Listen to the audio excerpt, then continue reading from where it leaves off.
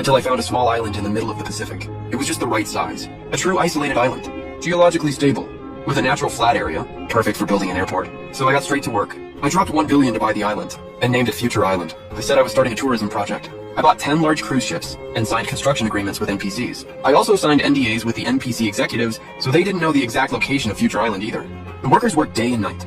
To keep Future Island from being tracked, I bought signal jammers in advance, and took the workers' phones away. The fortresses were disguised too, so they couldn't be found by satellite. But that was all a smokescreen. The real apocalypse bunker was underground. It could withstand nuclear strikes and biological attacks. Even if there were survivors, zombies, or whatever, they still couldn't break through 5-meter thick steel walls.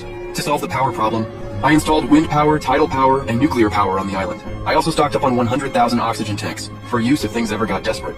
The underground shelter had 12 separate compartments. If one or two broke down, the others would still be fine. Each compartment had its own purpose.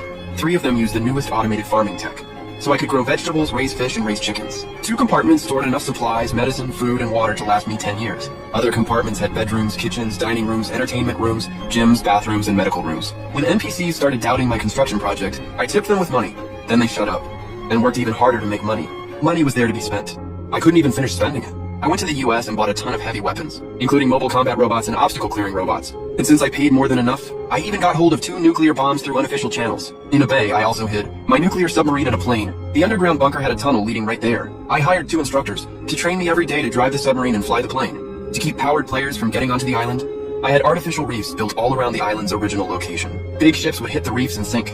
A little closer in, I put up electric fencing around the island. In the water along the coast, I planted bombs. I also set up radar to detect anything approaching the island, so it could be shot down in time. After sending off the last batch of NPCs, I was the only one left on the whole island. I spent money to buy SpaceX, and I took control of 6,122 satellites in space to keep my internet stable. Over that year, I acquired airlines and shipping companies all over the world.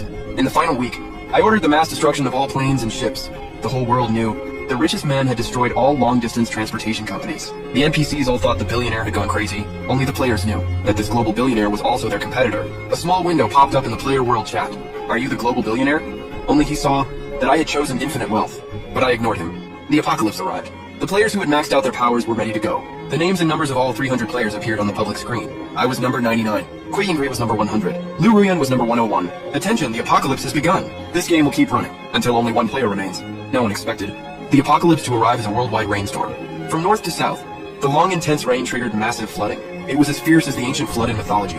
Future Island also got hit by heavy rain, but because the island was so small, the rain clouds were gone after just 2 days. The powered players were stunned. System zombies in a flood? What the hell are our powers even good for? Yeah, what a joke. You're playing dirty. Did I ever say the apocalypse would definitely be a zombie virus? Everyone fell silent, except me. When everyone entered this world, they had no assets. During that year, they trained their powers, while trying to find ways to make money. Not only was it exhausting, but their supplies were limited too. Only a few players who used powers for illegal activities managed to get a villa and build a shelter in the basement. But the first place the flood hit was the basement. Meanwhile, I was rinsing hot pot tripe while watching a live stream. The streamer was hiding behind a curtain, secretly filming the situation in the building across the street. A player was using fire powers to snatch supplies. Listen up, guys. This is not special effects and it's not cosplay. This is a real powered human. He used to be the security guard in our complex. Now he's using fire to break through the door. This is his 10th robbery, and it even alerted the NPCs. A whole squad of SWAT officers came into the neighborhood in rescue boats. They surrounded the building with guns out. Guys, this is the first gunfight I've ever seen. The guard's fire is insane. He melted the iron gate in seconds.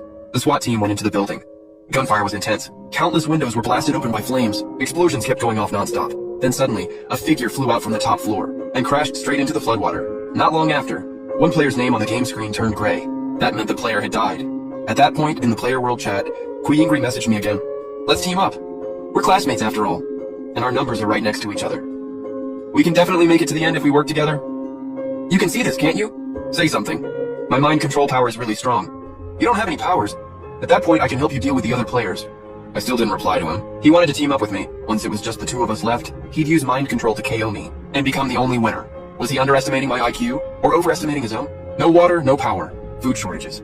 3 months of flooding shattered the NPC's hopes. Eventually, some people couldn't hold on anymore and started looting, rioting, and burning things. The players mixed in with them too, trying to find any possible way out. The powers couldn't stay hidden. That caught the attention of the higher-ups. An arrest order for powered humans was issued. Anyone caught would be sent to a research facility. But my world seemed completely different from theirs. Every day I walked around the island and soaked up the sun. I checked on the crops now and then, and inspected the submarine and plane. Future Island was basically paradise. I was living way too comfortably. But good times never last. In the end, somebody sold me out. An anonymous message popped up on the world screen. Player 99 is the world's richest man. He must have built tons of shelters before the apocalypse. As long as we find Player 99, everyone can survive. The world chat, which had been quiet for a long time, exploded instantly. I've seen the news. I figured the richest man had to be a player, but I didn't know which one. So it's 99? Player 99, speak up. You're living in luxury by yourself, while the rest of us suffer. You're cruel and vicious.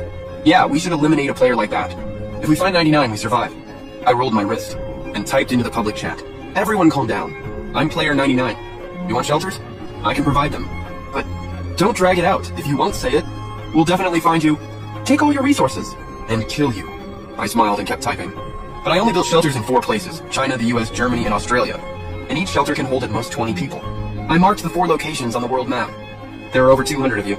There's no way they can fit everyone. Please, I'll give you the shelter passwords. First come, first served. Just don't come after me. The second I typed the passwords, all the players went crazy. Overnight, players had already reached the shelters. Most of them had powers that let them move fast.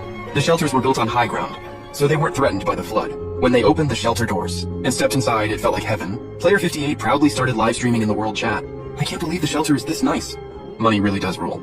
They were eating steak and lamb chops inside, drinking red wine, with a table packed full of gourmet food. 12 people were already inside the shelter. Everyone agreed to lock it down. China's shelter resources are limited. No need for anyone else to come.